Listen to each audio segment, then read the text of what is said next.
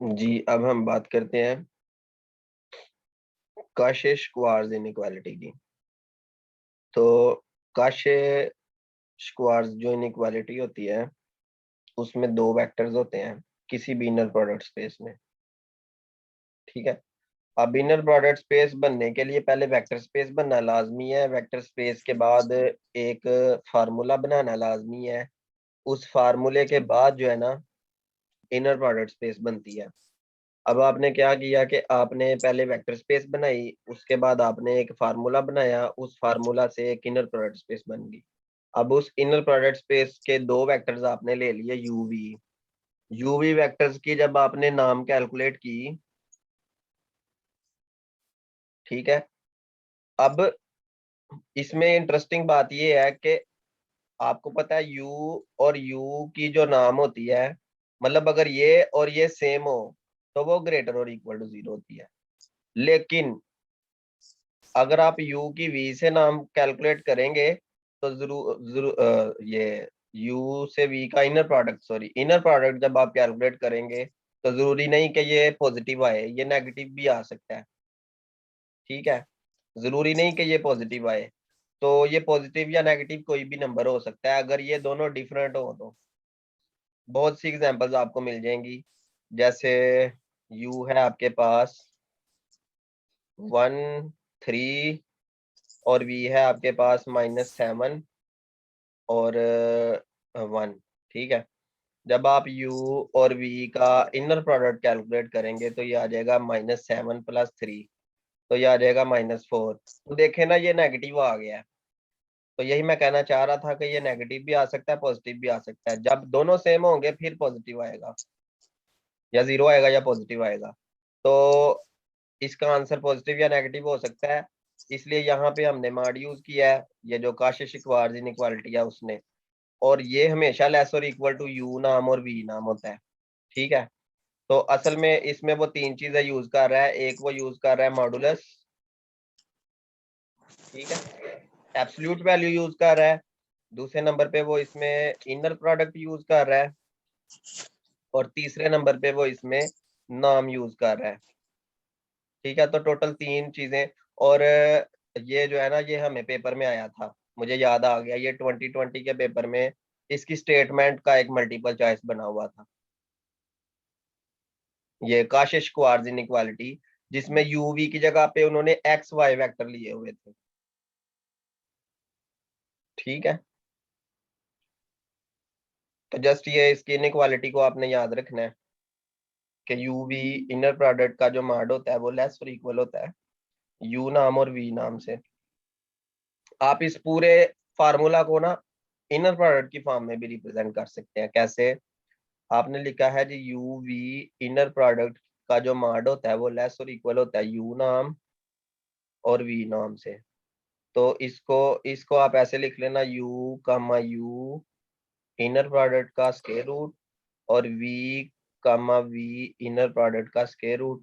तो कहने का मकसद है कि ये आपके पास आ जाएगा u v, ये जो इनर प्रोडक्ट का जो मॉड है वो लेस और इक्वल हो गया u comma u inner product, ठीक है जी, multiply by v comma v inner product, ये फुल जो आ गया ना स्क्वायर रूट। तो रियल नंबर्स में आपने एक प्रॉपर्टी पढ़ी थी कि एक रियल नंबर x है वो लेस और इक्वल है ना y स्क्वायर रूट से। तो जब आप x स्क्वायर करेंगे तो वो स्टिल लेस और इक्वल रहेगा y से, ठीक है? तो आप दोनों दोनों साइड का जब आप स्क्वायर करेंगे तो ये आपके पास। और एक और प्रॉपर्टी थी कि a मॉड का जो स्क्वायर होता है ना वो a स्क्वायर के इक्वल होता है हमेशा। मतलब मॉड मॉड का स्क्वायर करे तो वो स्क्वायर के इक्वल होता है। तो ये जो नंबर है, इस नंबर का जो मॉड है उसका स्क्वायर करें, यहाँ पे भी स्क्वायर करें और यहाँ पे भी स्क्वायर करें, तो आपके पास आ जाएगा इसका स्क्वायर, मतलब कि यू वी इनर प्रोडक्ट का स्क्वायर इज लेस और equal to u u inner product और वी वी इनर प्रोडक्ट। तो ये इस फार्मूला को भी हम काशे-स्क्वार्ज़ इनइक्वालिटी ही बोलेंगे, ठीक है? सर ये हमेशा रियल नंबर पे होगा? कौन सा? नहीं नहीं, ये जो देखें, काश मैं अभी आपको ये आपका सवाल जो है ना ये भी क्लियर कर देता हूँ। ये हमेशा उस सेट पे होगा, जैसे ये फार्मूला है ना, V क्रॉस V से R तक, फील्ड तक। अब फील्ड जो जो फील्ड होगी ना, जैसे अगर फील्ड R है तो आपका आंसर, आपने जो क्वेश्चन पूछा है ना, हमेशा रियल नंबर पे होगा, तो ये वाकई रियल नंबर पे होगा। लेकिन अगर फील्ड जो है वो सेट ऑफ कम्प्लेक्स नंबर हो, तो फिर ये कम्प्लेक्स नंबर में होगा। तो कम्प्लेक्स नंबर में फिर इसकी प्रॉपर्टीज आ जाती है ना, मैग्नीट्यूड आ जाता है, और क्या आ जाता है, कॉन्जुगेट आ जाता है, और चीजें इसमें शामिल हो जाती हैं। तो हम ये कह सकते हैं कि मोस्टली ये रियल नंबर पे होगा, लेकिन हम ये नहीं कह सकते कि ये ऑलवेज रियल नंबर पे होगा।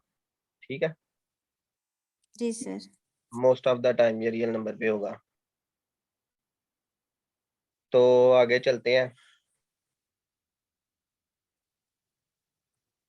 आगे वो कह रहा है कि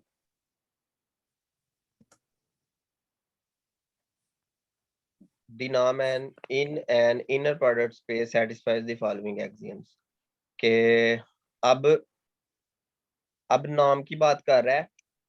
वैसे ये जो तीन प्रॉपर्टीज हैं ये नाम स्पेस में भी होती है ना, कि सिंगल वेक्टर की जो नाम होती है वो हमेशा ग्रेटर और इक्वल टू 0 होती है, और अगर सिंगल वेक्टर की नाम 0 आ जाए तो वो वेक्टर खुद एक नल वेक्टर होता है।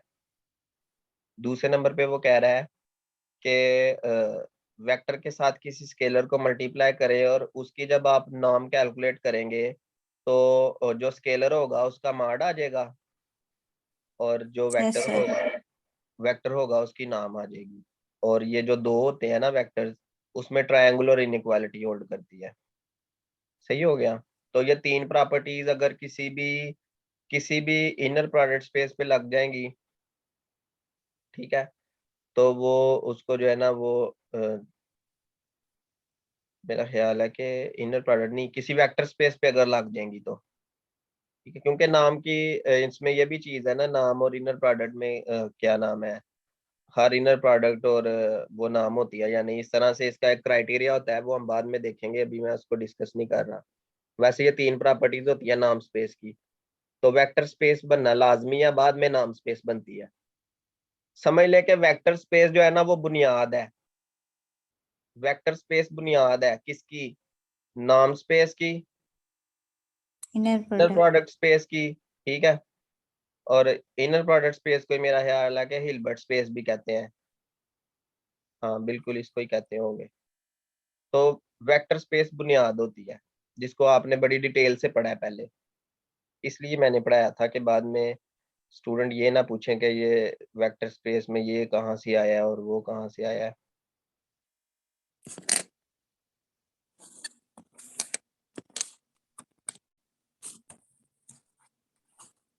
ये प्रूव कर रहा है, प्रूफ करने की जरूरत नहीं है। अब हम बात करते हैं एंगल बिटवीन टू वेक्टर्स।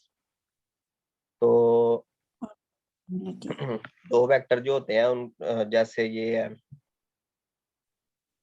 मिसाल के तौर पे एक वेक्टर पड़ा हुआ है यहाँ पे, तो उसका पोजीशन वेक्टर यही होगा ना। ये एक वेक्टर हो गया, दूसरा वेक्टर है यहाँ पे, तो ये दूसरा वेक्टर हो गया। ठीक है, वेक्टर u और वेक्टर v। अब वेक्टर u और वेक्टर v के दरमियान में एक एंगल होगा थीटा, तो उस थीटा को आपने कैसे कैलकुलेट करना है? ठीक है, मतलब u और v के दरमियान में एक एंगल थीटा होगा। एक इंटरेस्टिंग बात यह भी है कि एक वेक्टर मेरे पास पड़ा हुआ है एक्स एक्सिस पे।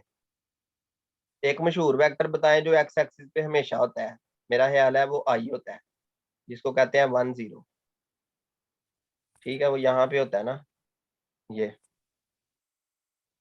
1 0। और वाई एक्सिस पे भी एक जो है ना मशहूर वेक्टर है जो होता है, वो मेरा ख्याल है कि वो जे होता है, जिसको आप क्या कहते हैं, 0 1। हाँ, अब ये दो वेक्टर्स हैं, इन दोनों वेक्टर के दरमियान एंगल कितना है, कोई बता सकता है? जी कोई बता सकता है? 90 डिग्रीज है ना। सर। हाँ, किसी ने मुझे ये किसी ने चैट में सेंड किया 90 डिग्रीज, तो बिल्कुल ठीक है। और इन दोनों वेक्टर के दरमियान में जो एंगल है वो लेस देन 90 डिग्रीज है ना, लेस देन 90 डिग्री, ये तो हमें क्लियरली नजर आ रहा है कि 90 से कम ही होगा। तो अब इसको कैलकुलेट कैसे करना है आपने, उसका एक फार्मूला है कि जो ये जो यहाँ से हम निकाल लेते हैं ना थीटा, थीटा जो है ना वो हो जाता है काज इनवर्स, ये काज इधर आके इनवर्स हो गया यू वी का इनर प्रोडक्ट ओवर यू नाम और वी नाम। अच्छा, स्टूडेंट्स ने ना इस फार्मूला को इंटर पार्ट 2 में कुछ ऐसे भी पढ़ा था, मैं यहाँ पे देखता हूँ इसी फार्मूला को ना, एंगल बिटवीन टू वेक्टर्स को, किधर गया है,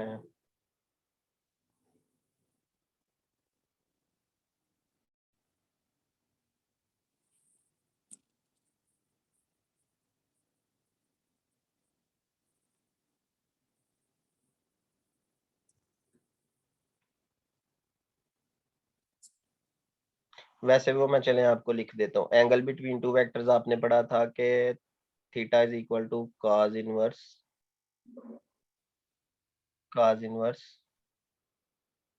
you dot v over u magnitude and v magnitude.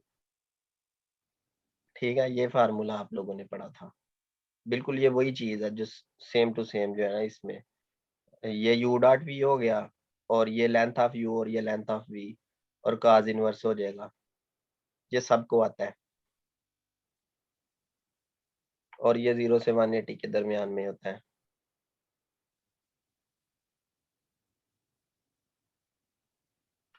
अभी वो यहाँ पे कह रहा है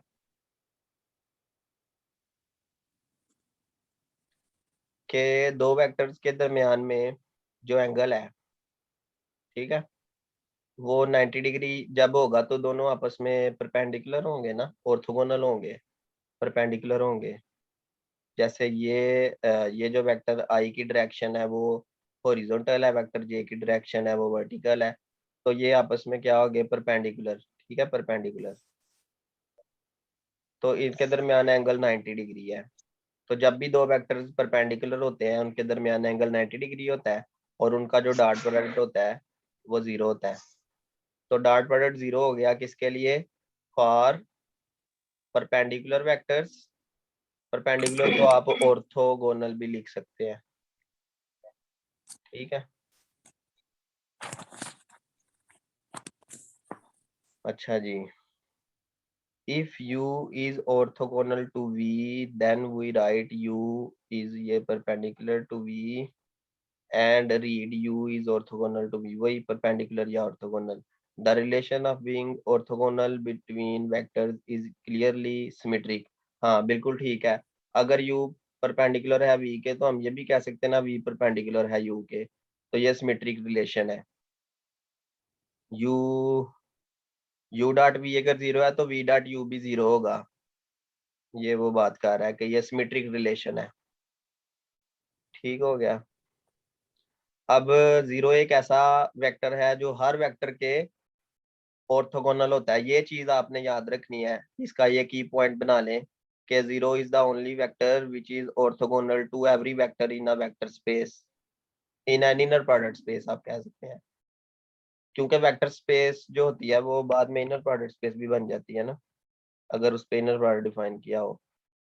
तो आगे ये उसने चेक किया हुआ है क्या ये दोनों वेक्टर आपस में परपेंडिकुलर हैं, तो उसने इनर प्रोडक्ट उस पे अप्लाई किया और आंसर 0 आ गया।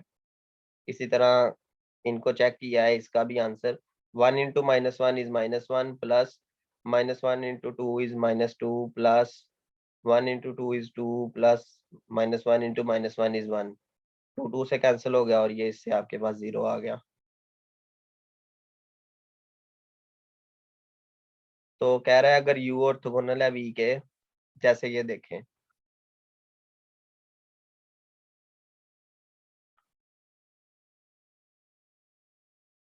एक वेक्टर है ना मेरे पास एक्स डायरेक्शन में आई, और एक वेक्टर है वाई डायरेक्शन में जे। अगर मैं 10 टाइम्स आई करता हूँ तो वेक्टर की लेंथ थोड़ी बड़ी हो जाएगी ना। जैसे अगर ये सारा एक नया वेक्टर आ गया है तो 10 टाइम्स आई किया है, इसका मतलब है कि मैंने आई का स्केलर मल्टीपल किया है। तो अगर आई और जे ऑलरेडी आपस में ऑर्थोगोनल है तो इन दोनों में से किसी का भी स्केलर मल्टीपल वो स्टिल ऑर्थोगोनल रहेगा दूसरे वेक्टर के। बात समझ आ गई ना सबको? यही वो कह रहा है यहाँ पे कि ये देखे ना, ये 10 टाइम्स आई की जो डायरेक्शन है वो राइट साइड पे है, ये अप साइड पे है जे की डायरेक्शन, तो ये इनके दरमियान दोबारा से एंगल 90 डिग्री आ गया है। तो कह रहा है कि अगर यू कोई ऑर्थोगोनल है वी के तो हर स्केलर मल्टीपल यू का वो दोबारा से वी के ऑर्थोगोनल हो जाएगा, या हर स्केलर मल्टीपल वी का दोबारा से यू, इधर यू भी लिख सकते हैं आप, यू के ऑर्थोगोनल हो जाएगा। आगे ये क्वेश्चंस तो करने की जरूरत नहीं है, आगे चलते हैं।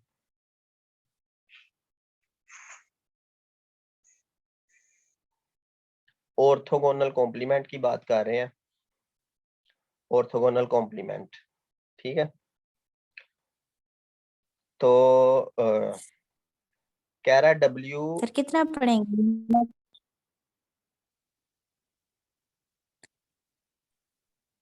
थोड़ा सा और पढ़ेंगे ना इसको।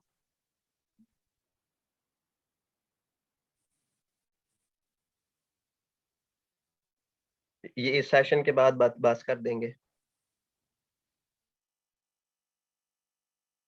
ठीक है। Okay sir. देखे ना, स्टूडेंट मुझे कहते हैं जी सिलेबस कैसे खत्म होगा, तो फिर मैं उनको कहता हूँ कि इंशाल्लाह हो जाएगा खत्म।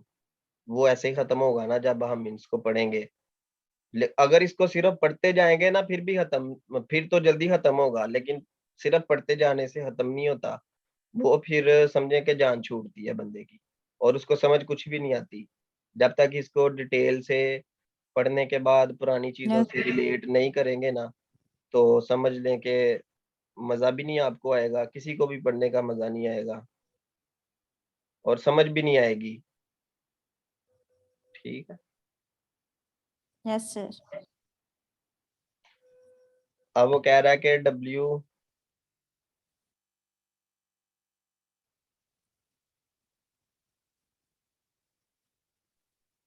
डब्ल्यू सबसेट है किसी इनर प्रोडक्ट स्पेस वी का।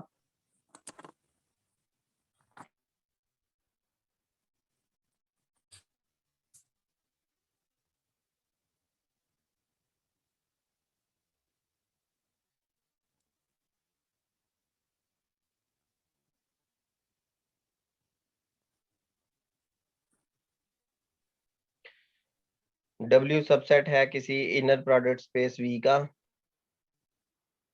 ठीक है, अभी हमने ये नहीं कहा कि डब्ल्यू उसकी सब स्पेस है, यानी जस्ट एक सबसेट है। तो अब आपने क्या करना है कि वी के वो वाले वी वी में से वो वाले वेक्टर्स आपने चूज कर लेने हैं जो समझ लें कि डब्ल्यू के हर वेक्टर के साथ क्या करे, ऑर्थोगोनल हो। ठीक है, कह लें कि डब्ल्यू जो है उसमें मेरे पास कुछ वेक्टर्स हैं, W1 W2 W3, ये कुछ वेक्टर्स पड़े हुए हैं ना। तो ऐसा वेक्टर मैंने वी में से लेना है। जैसे मैं कहता हूँ कि V1 एक ऐसा वेक्टर है जो इसके भी ऑर्थोगोनल है, इसके भी ऑर्थोगोनल है, इसके भी ऑर्थोगोनल है, सबके ऑर्थोगोनल है। तो V1 आ गया इस सेट में। हाँ, अब वेक्टर स्पेस वी में से एक दूसरा वेक्टर भी मुझे मिल गया है जो W1 के भी ऑर्थोगोनल है, W2 के भी ऑर्थोगोनल है और इन सब के ऑर्थोगोनल है। तो फिर हम V2 को भी हम W पर्प में लिख लेंगे इसको, ये जो W और उसके ऊपर ये जो उल्टा T लिखा हुआ है ना, इसका मतलब है W पर्प। मतलब W परपेंडिकुलर, जो W के परपेंडिकुलर वेक्टर्स है ना वेक्टर स्पेस V में से जितने भी होंगे, V1 V2 V3, वो सारे आप इस सेट में लिख लेंगे, ये वाले सेट में। और खास क्वालिटी ये होगी कि वेक्टर स्पेस वी का एक एलिमेंट वो डब्ल्यू के हर एलिमेंट के साथ ऑर्थोगोनल होगा। तो अब कहने की ये बात है कि असल में जो एलिमेंट्स आप चूज करके लिख रहे हैं वो एलिमेंट्स तो वी के थे, तो डब्ल्यू पर किसका सबसेट हो गया? डब्ल्यू पर सबसेट हो गया वेक्टर स्पेस वी का, और वेक्टर स्पेस वी का सबसेट होने के साथ साथ वो एक सब स्पेस भी हो गया। ठीक है, आपने याद रखना है कि डब्ल्यू पर जो है वो जरूरी नहीं कि वो सबसेट हो डब्ल्यू का, जरूरी नहीं है, क्योंकि डब्ल्यू पर में तो वी के एलिमेंट्स हैं, डब्ल्यू के एलिमेंट्स तो नहीं आप लिख रहे, यहाँ पे वी के एलिमेंट्स आ रहे हैं ना ये वाले। तो ये इस तरह से डब्ल्यू पर हमेशा किसी भी सबसेट की का जो परपेंडिकुलर ऑर्थोगोनल कॉम्प्लीमेंट होता है ना, किसी भी सबसेट का ऑर्थोगोनल कॉम्प्लीमेंट वो हमेशा एक सब स्पेस बनाता है। ये एक रिजल्ट है। ठीक है, मैं इसको दोबारा से यहाँ पे एक्सप्लेन कर देता हूँ। डब्ल्यू था सबसेट वी का, ठीक है, तो ऐसे एलिमेंट्स वी के ऐसे एलिमेंट्स आपने निकाल लेने हैं जब आप डब्ल्यू और वी का जो ऑर्थोगोनल क्या नाम है इनर प्रोडक्ट फाइंड करेंगे, आंसर अगर 0 आ जाएगा तो for all W belong to W, तो ये एक नया सेट बन जाएगा। अब ये जो सेट होगा ना उसमें वी के ऐसे एलिमेंट होंगे जो डब्ल्यू के हर एलिमेंट से ऑर्थोगोनल है, तो इस सेट को हम लिखेंगे डब्ल्यू पर। अब डब्ल्यू पर जो है ना वो सबसेट होने के साथ साथ एक सब स्पेस भी है, तो ये मैं कहना चाह रहा था। ठीक है, समझ आ गई सबको? Yes, sir.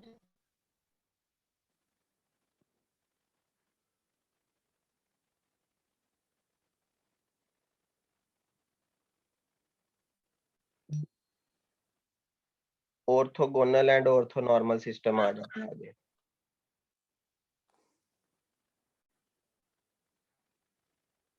ठीक है, ये अब हम जो है ना नेक्स्ट लेक्चर में देखेंगे। आप लोग इसको तैयार करके आइएगा। किसी ने अगर कुछ पूछना है जो भी पढ़ा है तो इसमें से पूछ सकते हैं।